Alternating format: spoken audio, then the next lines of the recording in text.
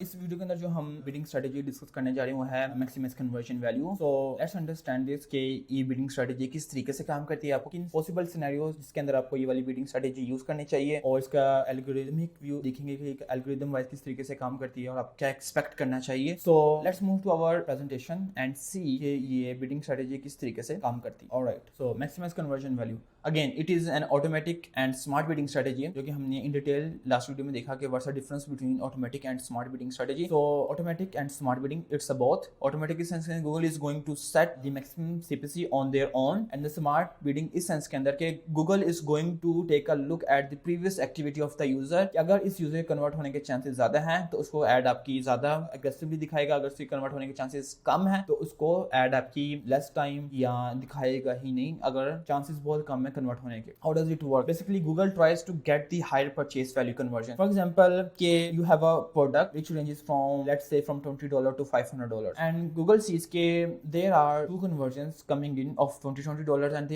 then there is one conversion coming in which is of $500. So maximize conversion value. Name says कि maximize conversion value के मेरी वो वाली conversions maximize करो जिसकी conversion value बहुत ज़्यादा है. In that case there is a conversion coming in which is worth of $500 and then there is two conversion which is coming worth of $20 की दो conversion सारी जो कि sum up होके $40 and then there is one conversion $500. Google is going to go after those people जिनके ज्यादा chances हैं कि वो ज्यादा उनकी जो कार्ट साइज है बड़ा होगा, जिनके ज्यादा चांसेस है कि वो $500 वाली प्रोडक्ट्स या माइट बी पॉसिबल के 400 लाइक जो कि हायर एंड की प्रोडक्ट है उनको टारगेट करेगा। इवेंचुअली इसका इफेक्ट क्या होगा कि Google is going to sacrifice your small sale for few larger scale। हो सकता है कि $20 सेल्स जो कि छोटा टिकट साइज है, पीपल बाय देम फ्रीक्वेंटली, मतलब है कि आपको वो लोग एक दिन के अंदर आपको उसके ऊपर $20 की प्रोडक्ट की आपकी 100 बिक रहे हो, लेकिन आपकी जो हाई एंड प्रोडक्ट है 400 300 $500 वो माइट बी पॉसिबल 3-4 उसके पीस बिक रहे हो, लेकिन Google is going to shut और निग्लेक्ट दोज स्मॉल सेल्स क्योंकि आपने उसको क्या दिया है, because he is maximising your conversion value. Now is going to go after more people जो कि ज्यादा स्पेंड करना चाह रहे हैं और जिनकी कन्वर्जन वैल्यू बहुत ज़्यादा है, और आपकी छोटी जो कन्वर्जन जो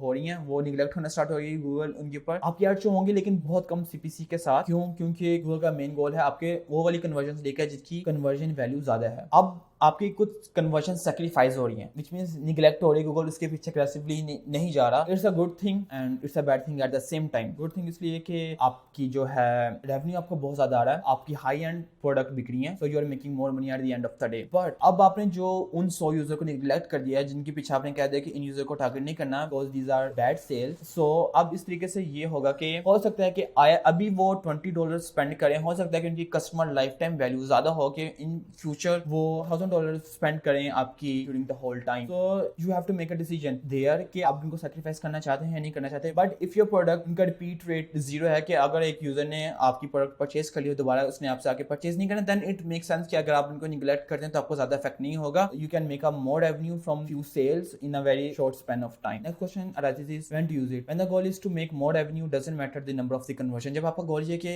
you want maximum number, you want to focus on the revenue part, not on the conversion part. So here you have to make a decision. And the second thing which we have already discussed, if you are comfortable sacrificing those 10 to 20 sales which is of lower conversion value, then it's up to you, which is not always a good thing.